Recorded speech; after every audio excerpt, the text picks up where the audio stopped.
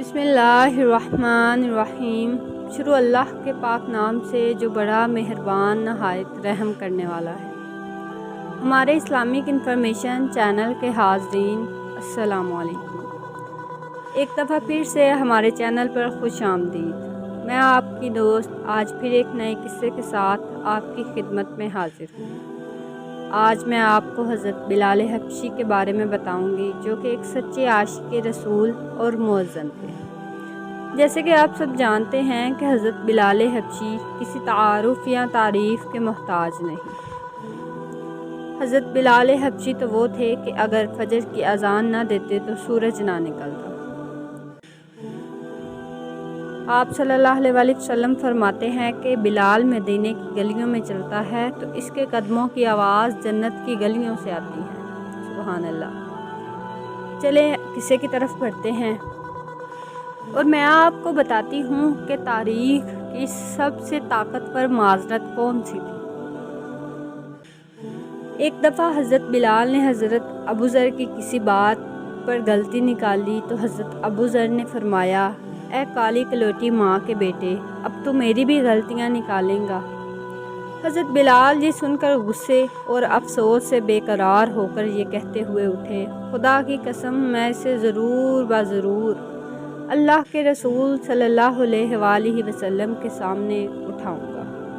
جب یہ معاملہ آپ صلی اللہ علیہ وآلہ وسلم کی خدمت میں لایا گیا تو یہ سن کر آپ صلی اللہ علیہ وآلہ وسلم کے چہرے کا رنگ بدل گیا، اور آپ صلی اللہ علیہ وسلم نے ارشاد فرمایا، ابوذر، کیا تم نے اسے ماں کی آڑ دلائی؟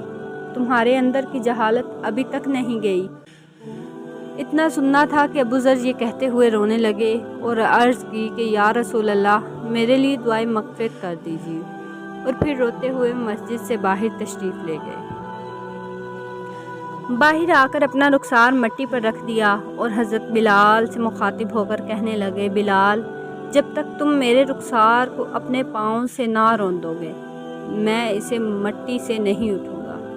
یقیناً تم معزز و محترم ہو اور میں ذلیل و خوار۔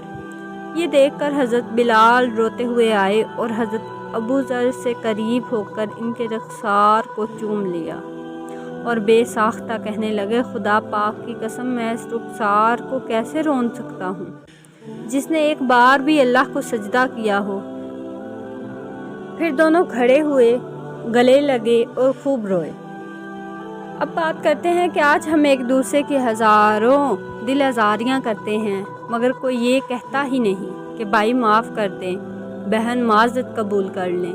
یہ سچ ہے کہ ہم آئے دن ہزاروں بار لوگوں کے دلوں کو چھلنی کر دیتے ہیں، مگر ہم معذرت کے الفاظ تک زبان سے ادا نہیں کرتے۔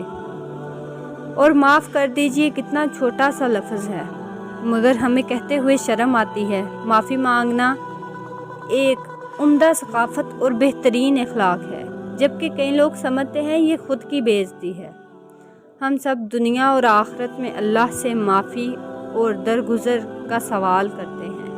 اللہ رب العزت ہم سب پر رحم فرمائے، آمین یا رب العالمین۔ اگر ویڈیو پسند آئی ہو تو ہمارے چینل کو سبسکرائب کریں، ویڈیو کو لائک کریں اور زیادہ سے زیادہ شیئر کریں۔ اللہ حافظ۔